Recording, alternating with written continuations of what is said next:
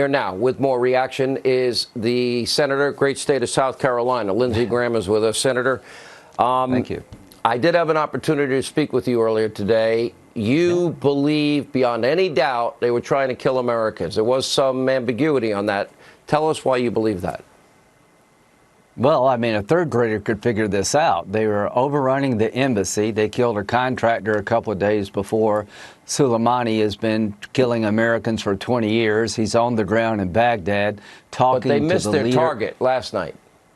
Yeah. Okay. I'm sorry. I thought you were talking about whether or not we had good intel on killing Soleimani. Soleimani was up to no good. He was planning another attack. A third grader could figure that out. Last night, I always believed that they were trying to kill Americans. If you lob missiles inside an airbase, what's the intended consequence? To kill people inside the airbase.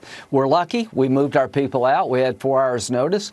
But I said last night, I think it's more good fortune than it was lack of intent. But here's the good news. The president made a very bold decision today to allow things to calm down. This speech will be talked about long after his second term. This is on par with tear down this wall, Mr. Gorbachev.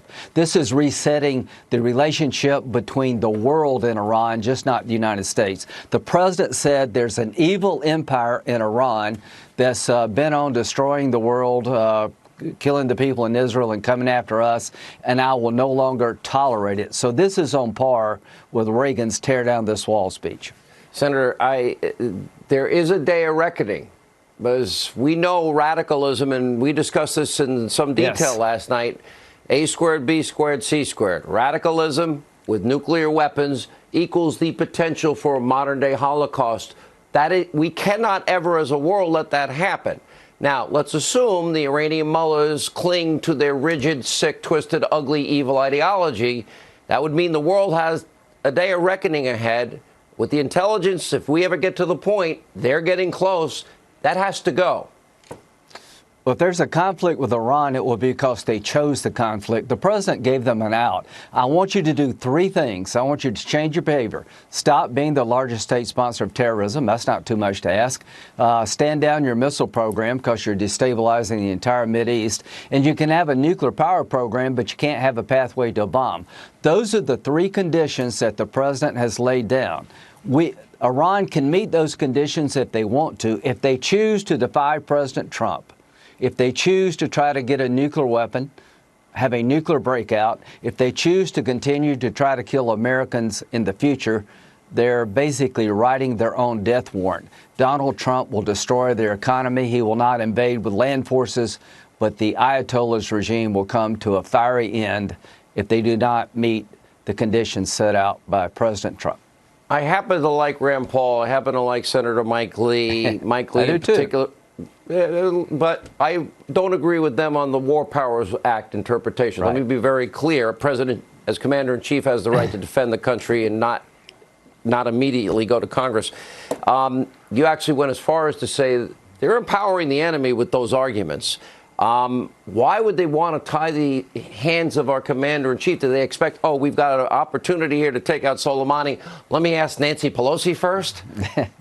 Well, number one, they're great patriots, but you can't have 535 commander-in-chiefs. The War Powers Act is unconstitutional. There's only one commander-in-chief. If you don't like the action the commander-in-chief is taking, as Congress, you can defund those actions. We have control of the power of the purse. But they're great Americans. But when we get on the floor of the United States Senate in the next couple of weeks and talking about restricting the ability to deal with the religious Nazis in Iran, it will be seen by the Iranians as division at home. I hope we won't do it. I can't imagine doing this in World War II. And I'll end with this. To the folks listening, the Ayatollah has a plan and you're not in it. When he says, I want to destroy Israel, he's not kidding. He's trying to purify the faith. And in your eyes, he's an infidel. And after 40 years of terror, you hadn't figured this out. You're just not looking very hard. You and I are in full agreement. And by the way, this will not be a ground war. It can't be. Last question. You are now pushing forward your resolution in the Senate as it deals with Nancy Pelosi's, belief that she can influence and dictate to the U.S. Senate their constitutional duty. That's not going to happen.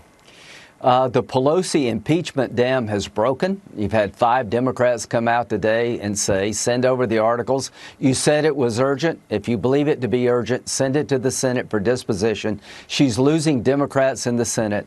The impeachment dam of Nancy Pelosi is about to crack. Hats off to Mitch McConnell for playing this very well. We'll take the trial up next week. Okay, Senator, thank you. We appreciate your time. You've been working overtime and helping us inform this audience. Thank you.